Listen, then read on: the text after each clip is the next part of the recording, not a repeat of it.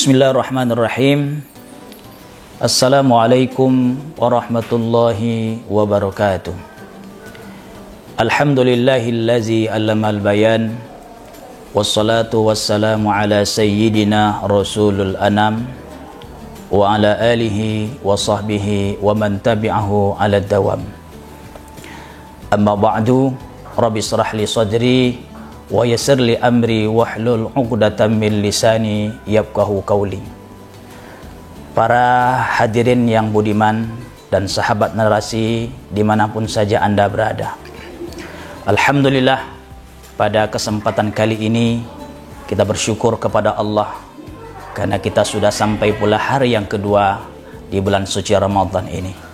Sebagai tema untuk kegiatan narasi pada kesempatan kali ini, saya akan menyampaikan ahli ibadah Ramadan tetapi ditetapkan oleh Allah masuk ke dalam neraka. Hadirin pada sahabat narasi yang berbahagia, kalau nanti di akhirat kita mendengar ada para koruptor, ahli maksiat, pembunuh, penzina ditetapkan oleh Allah Subhanahu wa taala masuk ke dalam neraka, itu adalah perkara yang biasa karena sesuai dengan perbuatan yang dia lakukannya. Memang orang yang jahat tempatnya adalah di neraka. Akan tetapi kita akan terheran-heran, ada ahli ibadah, ada ahli tahajud, ada ahli sedekah, bahkan ahli Ramadan yang mereka lakukan siang dan malam penuh dengan keikhlasan kepada Allah. Tapi entah kenapa ditetapkan oleh Allah Subhanahu wa taala kelak menjadi salah satu penghuni neraka. Apakah ini bisa terjadi? Bisa terjadi. Apa sebabnya? Karena mereka melakukan perbuatan-perbuatan yang menghalangi mereka untuk masuk ke dalam surga Allah Subhanahu wa taala. Apa perbuatan-perbuatan mereka tersebut yang menghalangi mereka masuk ke dalam surga Allah? Salah satunya sifat yang dimiliki di dalam dirinya, yaitu memiliki sifat sombong. Sombong adalah salah satu sifat yang dimurkahi oleh Allah Subhanahu wa taala.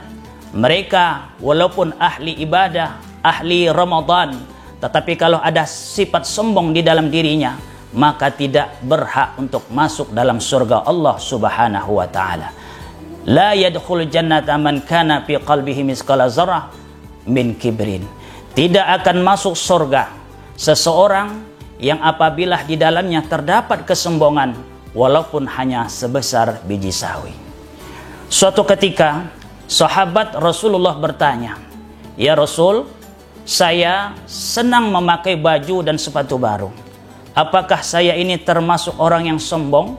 Lantas Rasulullah menjawab, "Innallaha jamil yuhibbul jamal." Sesungguhnya Allah itu adalah zat yang maha indah dan Allah mencintai yang indah-indah.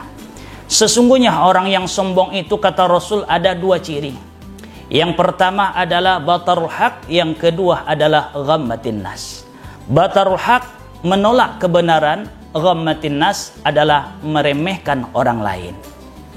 Hadirin, batarul haq menolak kebenaran adalah seseorang yang tidak siap menerima kritikan, masukan dan nasihat. Diberikan nasihat dari telinga kanan keluar telinga kiri, dimasukkan dari telinga kanan mantul tidak masuk sama sekali. Malah justru dia mencari dalih, mencari alasan untuk membenarkan kesesatan dan kesalahannya. Itu adalah orang yang sombong.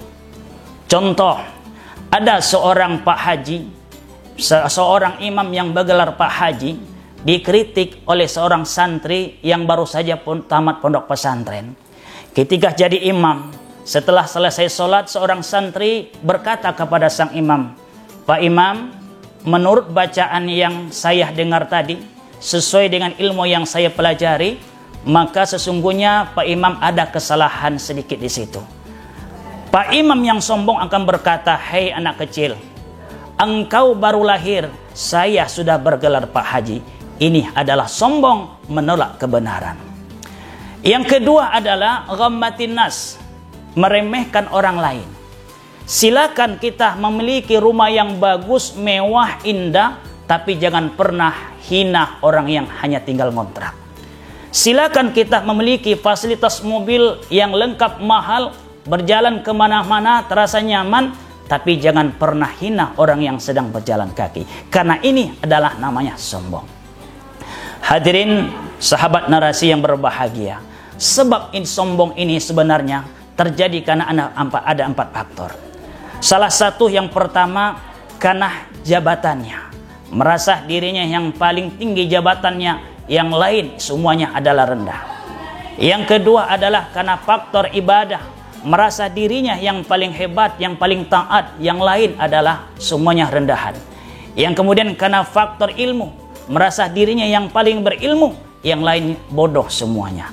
Ini adalah sifat sombong yang akan menghalangi diri kita masuk surga, walaupun kita adalah seorang ahli ibadah, bahkan ahli Ramadan. Hadirin sedang pendengar yang budiman, para sahabat narasi dimanapun Anda saja berada. Yang kedua adalah penyebab seseorang terhalang masuk ke dalam surga Allah, walaupun dia adalah seorang ahli Ramadan, yakninya adalah terputuyun, meninggal ia, mati dia di dunia ini, tapi masih meninggalkan hutang sama manusia yang belum terselesaikan.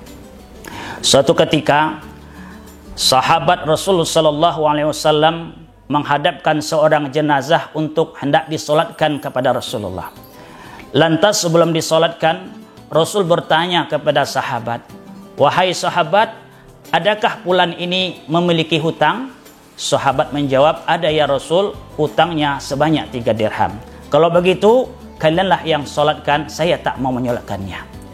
Lantas salah seorang sahabat, Abu Qatadah, berkata, "Ya Rasul, mohon solatkanlah ya Rasul, biarlah seluruh hutang-hutangnya itu saya yang tanggung." Nah, setelah itu barulah Rasul mau menyolatkan seseorang tersebut.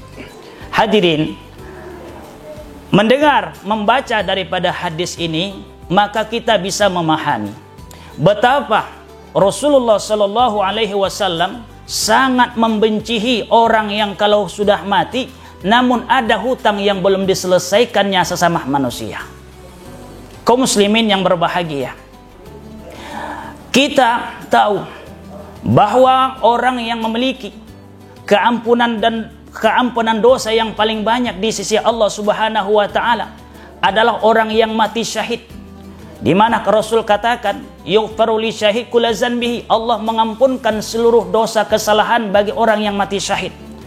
Orang yang bertempur di medan tempur melawan orang-orang kafir, menegakkan kalimat Allah, mati di medan tempur, seluruh dosa dan kesalahannya Allah ampunkan, Allah gugurkan. Begitulah kemuliaan yang Allah berikan orang yang mati syahid.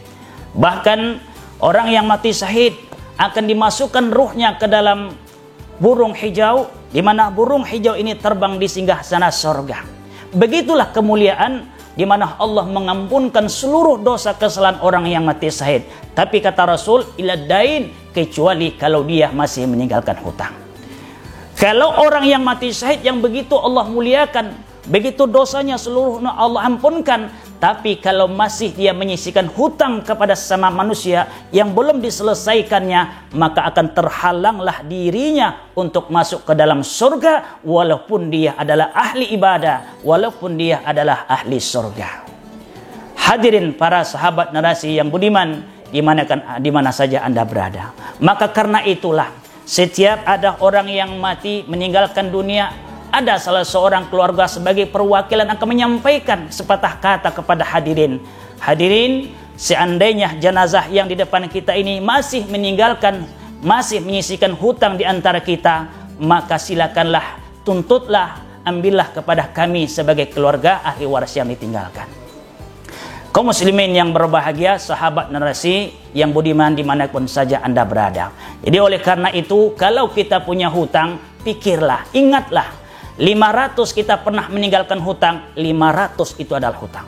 1000 kita pernah berhutang sama orang lain, 1000 itu juga adalah hutang. Dan semuanya wajib kita tuntaskan, kita selesaikan sebelum kita meninggal dunia. Jadi oleh karena itu, para sahabat narasi yang budiman, walaupun kita orang yang taat ibadah, orang yang abid, Ramadannya, semua ibadah yang kita jalankan pada bulan Ramadan ini semuanya maksimal. Tapi kalau kita punya hutang, jangan pernah harap kita bisa masuk ke dalam surga Allah Subhanahu wa taala. Itulah pelajaran yang bisa kita ambil pada pertemuan narasi pada kali ini. Marilah kita menjadi sahabat, menjadi hamba Allah yang bisa menghidupkan bulan suci Ramadan, di mana amal ibadah-ibadah kita nantinya di hadapan Allah tidak lagi terhalang untuk masuk dalam surganya Allah Subhanahu wa taala. Terima kasih dan mohon maaf. Assalamualaikum warahmatullahi wabarakatuh.